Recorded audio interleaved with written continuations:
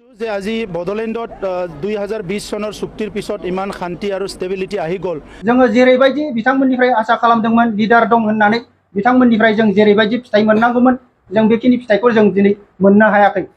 गिबियावनो गासैबो रायजो राजाफोरनिसिम आंनि अननाय आरो सिबिनायखौ फिन खेबसेबाव बावहरबाय। बेजों लोगोसे दिनैनि मोनसे गोदान भिडिअ नोंथांमोन बयखौबो बरायनानै लाबाय। आसा खालामो नोंथांमोनहा भिडिअखौ जोबजासिम नायगोन आरो जोबथानायाव मोजां बोसोन एबा कमेन्ट हरगोन होननानै। उदांस्रि सानजों लोब्बा लाखिनानै प्रमद बर' बिथाङा आलफानि गाहाय फरेस्ट बरुवाखौ मा खावलायदों एसे भिडिअनि गेजेरजों नायनानै लानि। যে আজি বডলেণ্ডত 2020 চনৰ চুক্তিৰ পিছত ইমান শান্তি আৰু ষ্টেবিলিটি আহি গ'ল। উত্তৰ পূৰ্বাঞ্চলত বিভিন্ন আণ্ডাৰগ্ৰাউণ্ডসকলে যেতিয়া মেইন ষ্ট্ৰীমত আহিল ইয়াত পূৰা শান্তি আহি গ'ল। ঠিক তেনেধৰণৰ অসমত আজি আলফাৰ যিটো কথা আমাৰ পৰেশ বৰুৱা ডাঙৰীয়া আলোচনাৰ মেজলৈ অহা নাই। তেখেতৰ সতীৰ্থসকলে ইতিমধ্যে আহিছে।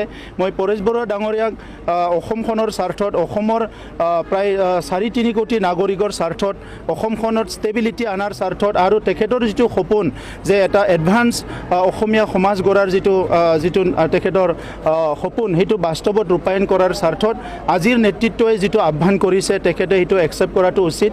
কাৰণ অশান্তি কৰি থাকিলে ইয়াত যদি আমাৰ মাজত সদায় সংঘাতময় এটা পৰিৱেশ থাকে উন্নয়নটো কেতিয়াও নাপাব। বিশ্বখন বহুত আগবাঢ়ি গ'ল। আজি বিশ্বখনৰ লগত খোজ মিলাব হ'লে আমাৰ অঞ্চলত শান্তি লাগিব, ষ্টেবিলিটি আৰু ঐক্যভাৱে আগবাঢ়ি যাব পৰা এটা পৰিৱেশ লাগিব। बिटिआर एग्रिमेन्ट जाखांनायनि उनाव गोजोन सान्थि जाबाय होननानै जोंना प्रमद बर' सारा जावले जावले बुंबाय थायो। नाथाय थारैनो गोजोन सान्थि जामारबायना? एनडिबिफोर हाथियार गारनाय लोगो लोगोनो सारा गोजोन सान्थि जाबाय होनना बुंबाय थादों। दिनै एनडिबि बिथांमोना हाथियारखौ गारनानै फैबाय नाथाय गाला गाथा जाफैजोब्बाय। सोर गोजोन सान्थियाव दं? रावबो सासेबो गोजोन सान्थियाव गैया। जेसेबां एनडिबिफोर दं बारग' एनडिबिफोर दं बिथांमोनहाबो दिनै दुखु खस्थ'नि गेजेरजों दं। गासैबो बिथांमोनहा रिहेबिलिटेसन मोननांगौमोनब्लाबो दिनैसिमबो मोनाखै। सोरबा सोरबा न'खर गारनानै गुबुन गुबुन जायगाफ्रावसो थांनानै दिनै गावनि न'खर संसारखौ सोलिनो थाखाय खामानि दामानि मावहैनांदों, थाइसे थाइनै फैसा खामायहैनांदों। बेफोरनो जाबाय नामा सार गोजोन सान्थिया?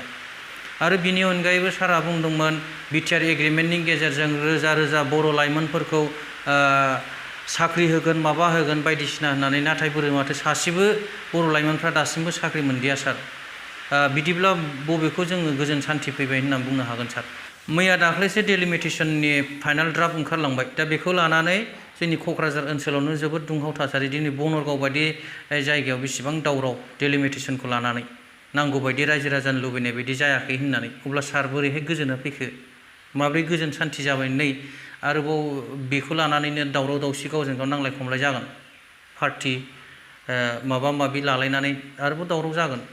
अब्ला सार बहा गोजोना? सारा बेफोरखौ बाद होनानै गुबुन फरेस्ट बरुवानि खोथाखौसो बांसिन मानो गोसो होदों? दरखार गैयाना। मालाय फैलागि दा फै, सावरायलागि दा सावराय। आसाम सरकार दङ, जोंहा बेफोराव माथा मारिनांगौ जेबो दरखार गैया। बनरगाव ओनसोलनि रायजो राजा बिथांमोनहा डेलिमिटेसनखौ लानानै गोजोननाय गैया। बिथांमोनहा बे गोजोननाय गैयैखौ लानानैनो दिनै खुद्रिसारजों। आरो बिथांमोनहा मानो खुद्रिसारदों बेखौ जोङो भिडिअनि गेजेरजों एसे नायनानै लादिनि आरो बिथांमोनहा मा बुंखो एसे नायनानै लादिनि। जोङो जोबोद दुखु नांदों जे जोंनि बनरगाव ओनसोलखौ जे एथ'ग्राब बेबायदि माने नासयनो हादों। बिमा बाथलनि नोजोरजों नायनायखौनो जोङो बुंनांगोन। दिनैनि समाव बनरगाव ओनसोलखौ मोनसे जोंनि जाथिनि उथुमै होननानै साननानै लायो। जों बेखौनो फोरमायनो सानदों दिनैनि समाव जे बनरगाव ओनसोलखौ डिभाइड एन्ड रुल पलिसिखौ खालामदों होननानै जों साननानै लानो हायो। दिनैनि जेनाखि दैदेनगिरि बिबानगिरिफोरनि खामानि मावनाय जोंनि गेजेराव बावहाय दखरानिफ्राय मिरु लेभेलसिम बावहाय इउपिपिएल पार्टिनि बिबानगिरि दैदेनगिरि बावहाय दङ जोंनि गेजेराव। दा बिथांमोन थासेयावबो बिथांमोननो खबर होयै मिथिहोयै बा बिथांमोनखौ लानानै मोनसे टेबोल खालामनानै सावरायैया जोंनि थाखाय खोब दुखुनांथाव बाथ्रा। जुदि बिथांमोनखौ लाफानानै जुदि सावरायनाय जायोमोनब्ला बिथांमोना निस्सय बुंगौमोन बनरगाव ओनसोलनि माबायदि थासारि बा बेखौ माबोरैहाय खालामजायो। दा जायनाखि बावखुंग्रि समस्ति मोनसे दाफामनाय जादों आरो बियो टटेलि बियो जेनेरेल। दा बावहाय जोंनि बनरगाव हिसाबै जोङो माबायदि सिकिउर जागोन बेखौ जोङो बुजिनो बाखि गैया। जोंनि ओनसोलनि रायजो राजा जोङो गासैनो जयैनो गुबुन गुबुन दल संगठन बा पार्टियानो जायाथों मानो बा नन पलिटिकेल पार्टियानो जायाथों मानो जोङो जयै दखरा आफाद ज' थाफानानै जोङो जोंनि ओनसोलनि जोङो जुदायै माबा मोनसे जोङो डिसिसन लानायनि गेजेरजों जोङो उननि समाव जोङो बिनि फिननायखौ जोङो जेब्लायबो रेडि जानानै थागोन। जोङो खुनु मोनसे आसा खालामनो हाया जे बिथांमोनहा जोंनि दख'राखौ लानानै बा जोंनि बनरगावखौ लानानै बिथांमोना माबा मोनसे फिउचाराव बिराद मोजां माबा मोनसे सिन्था खालामो होननानै मानोना मैया दाखालिनि जेनाखि डेलिमिटेसननि जेनाखि रिजाल्ट बावहाय जिबायदि रिजाल्ट मोनबाय बे रिजाल्टनि उनाव आरो जोङो एसेबो जोङो बुजिनो बाखि थायाखै जोंनि जाथिनि थाखाय जोंनि ओनसोलनि थाखाय जोंनि पार्टिनि मानसिफ्रा जुदि जोंनि रायजो राजानि गोजोनथाव जुदि खामानि मावनानै होनो हाया बिथांमोना गाबोन समफोरनि गेजेराव रिजाइन होनानैबाबो ओंखारबोनांगोन आरो रायजो राजाफोरनि थाखाय खामानि मावनो थाखाय आवाज होनांगोन।